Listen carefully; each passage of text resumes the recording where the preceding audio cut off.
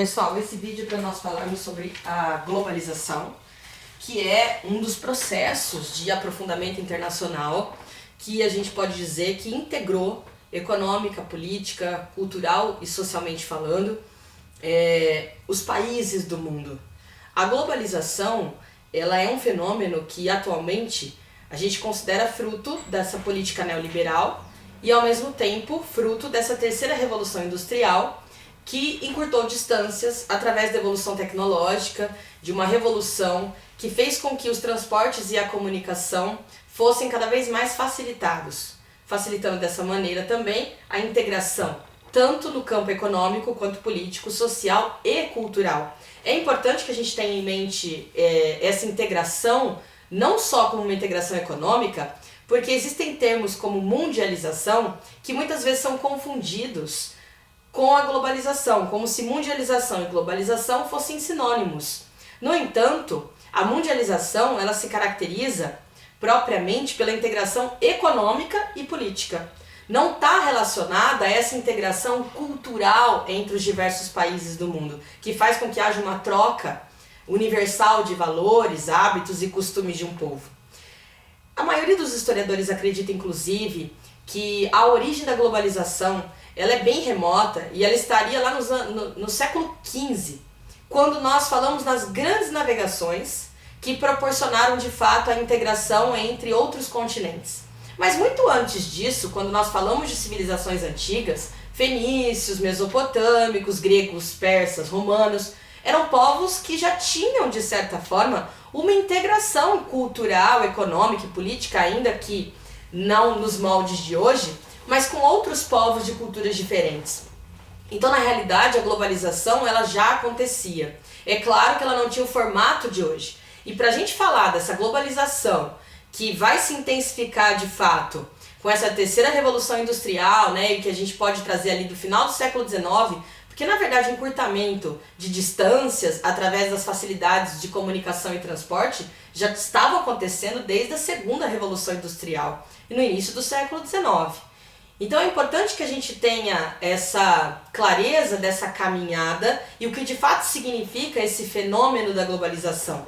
Atualmente, a gente precisa trazer e elencar algumas características básicas dessa globalização.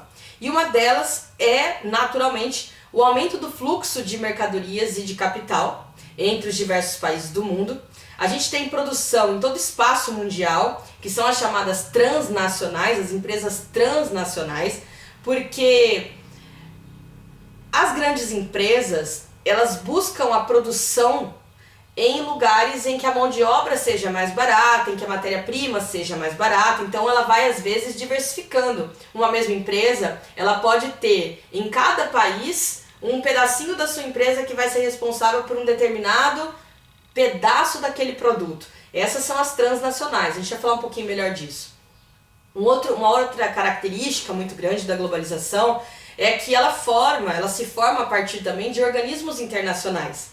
Em especial, após a Segunda Guerra Mundial, que terminou em 1945, a gente tem a formação da ONU, Organização das Nações Unidas, a gente teve também a Organização do Mercado Mundial, né, do Comércio, o FMI, o Banco Mundial, né, o FMI, que é o Fundo Monetário Internacional. Eu falo um pouquinho melhor disso no vídeo sobre neoliberalismo, que seria interessante dar uma olhadinha.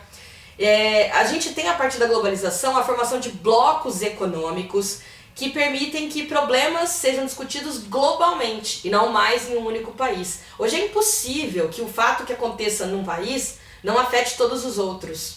Esse é um fenômeno da globalização, tanto para o bem quanto para o mal. Uma nova divisão internacional do trabalho é uma grande característica da globalização, que vai apresentar uma divisão de tarefas entre os países. Nós temos os países desenvolvidos, que são responsáveis pela produção de tecnologia. Nós temos países emergentes, como é o caso do Brasil, pelo menos era até pouco tempo atrás. Ainda estamos reavaliando esse nosso cenário, em que esses países emergentes representam o oferecimento de matéria-prima e também de mão de obra barata, e nós temos os chamados países periféricos, que são aqueles responsáveis pela oferta de matéria-prima, propriamente dita. A partir do fenômeno da globalização, uma massificação da cultura e do consumo, quando a gente percebe que todo mundo consome a mesma coisa. Geralmente, principalmente a juventude, né? Os mesmos produtos, as mesmas histórias em quadrinhos, as mesmas séries, as mesmas músicas, mas isso não só entre o público jovem, né? Sejamos honestos. Então, essa massificação da cultura e do consumo também é resultado dessa globalização. É como se o mundo inteiro estivesse assistindo ao mesmo programa. O mundo inteiro estivesse consumindo a mesma comida, o mesmo tipo de música, o mesmo tipo de roupa, por exemplo. E de fato acontece, né? Migrações internacionais que fazem com que as pessoas ofereçam a sua mão de obra e vão para outros lugares, fora também a questão dos refugiados do mundo, que são milhões de pessoas, né? Os despossuídos, os órfãos da terra, que é resultado também dessa globalização. E a gente tem, a partir daí, uma grande questão. A globalização, que encurta essas distâncias e facilita a comunicação, ela atinge a todo mundo? Ela é para todos? Isso é óbvio que não. Ela não atinge a todo mundo e isso não vai tão longe de nós. Se a gente for avaliar o nosso país mesmo, no Brasil, a gente tem uma grande fratura digital, por exemplo, que essa época de pandemia escancarou mais do que nunca. Nem todo mundo tem acesso à internet. Se nem todo mundo tem um prato de comida para ter todos os dias, nenhuma refeição no dia, como é que essa pessoa vai ter acesso à internet? Então nós temos milhões de brasileiros ainda que fazem parte dessa fratura digital e que não têm acesso e que por isso não conseguem assistir às aulas remotas, e é por isso que a gente sempre discute, né? E fala, olha, a desigualdade ela se escancarou de uma forma tão absurda e mesmo assim ainda algumas pessoas se negam a enxergar. Uma outra questão a ser desmistificada também, eu não diria nem desmistificada, porque isso a gente sempre soube, mas que a gente precisa, na verdade, salientar, é a questão de que durante os anos da Guerra Fria, né, durante mais de 40 anos, a gente percebe ali a diferença entre Ocidente e Oriente, e principalmente o Ocidente capitalista e o Oriente socialista, e os impactos que isso trouxe pós-Guerra Fria também, porque aqueles países, né, foram afetados. E a gente tem também que lembrar do imperialismo ou neocolonialismo, que desde o século XIX separou o mundo e fez com que os países ditos desenvolvidos, industrializados, explorassem a mão de obra cada vez mais barata de países que eles consideram inclusive não civilizados. A gente assistiu a partilha da África e da Ásia no século XIX e temos também um vídeo falando sobre isso. É importante que a gente destaque essa questão da desigualdade. E dois países da Ásia que fazem parte de algo que está muito relacionado ao fenômeno da globalização são a China e a Índia.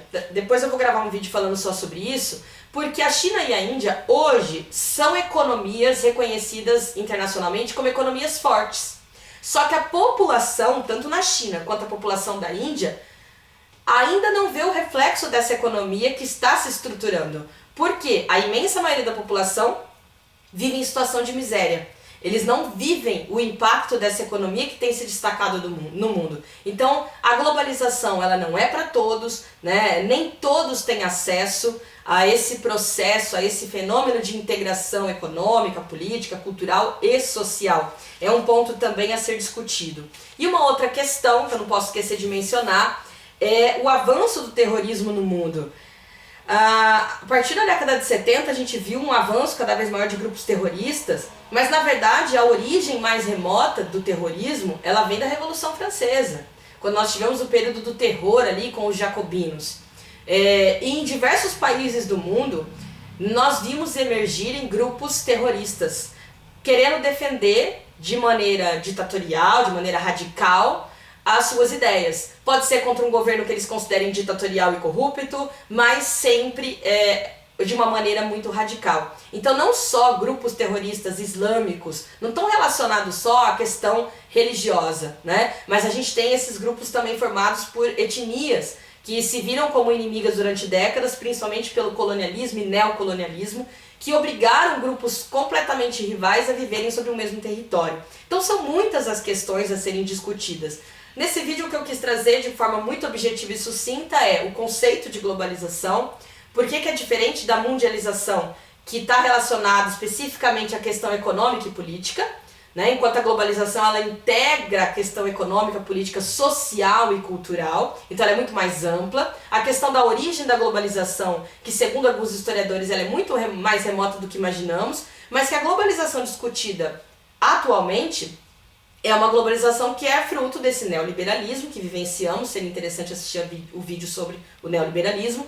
E a chamada terceira revolução industrial, que trouxe essa evolução de transportes e comunicação. E claro, as características básicas dessa globalização, que não está relacionada só à questão de mercado, mas também à massificação de consumo e cultura em todos os países. Sejam esses países considerados desenvolvidos, sejam países considerados emergentes ou os chamados países periféricos, onde a população vive uma situação de miserabilidade absurda. Tá bom? Eu vou desligar o vídeo. Qualquer dúvida vocês podem me mandar. Um beijo pra vocês.